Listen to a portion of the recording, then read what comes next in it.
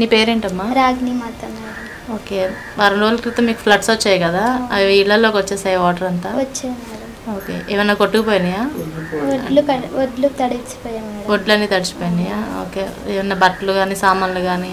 బియ్యం తడిచిపోయాం, ఫ్రిడ్జ్ ఆగిపోయింది madam. Okay, మీకు ముందుగానే ఇంటిమేషన్ ఇచ్చారా ఫ్లడ్స్ వస్తున్నాయి ఇట్లా సర్దుకోండి అని చెప్పి? లేదు మేడం. ఏమీ ఇవ్వలేదు, సడన్గా వచ్చేసాయి వాటర్ అన్నీ. ఓకే, ఇంకేమన్నా అంటే ఆ టైంలో మీరు ఎలా రియాక్ట్ అంటే ఎలా ఫీల్ అయ్యారు? అంటే టెన్షన్ పడ్డారా లేకపోతే? చాలా టెన్షన్ పడిపోయి ఇంకా వర్షంలోనే డాడీ తాళం వేసి వెళ్ళిపోయాము. తాళం వేసేసి వెళ్ళిపోయారు, కొన్ని వదిలేసేసి ఇంకా వెళ్ళిపోయారు. ఓకే, మళ్ళీ వచ్చిన తర్వాత ఇవన్నీ ఎన్ని రోజుల వరకు ఉన్నాయి వాటర్ అక్కడ? 2 రోజులు ఉన్నాయి. 2 రోజులు. మీరు ఎక్కడ ఉన్నారు అప్పటి వరకు? డాడీ వాళ్ళు అటంటే అక్కడ ఉంటున్నాను.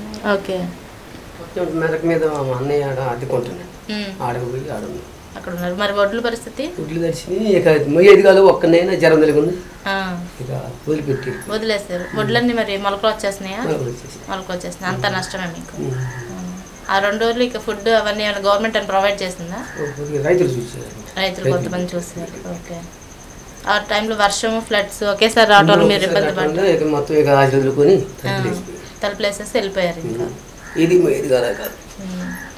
డాక్యుమెంట్స్ ఆధార్ కార్డు ఇవన్నీ కూడా ఉన్నాయా?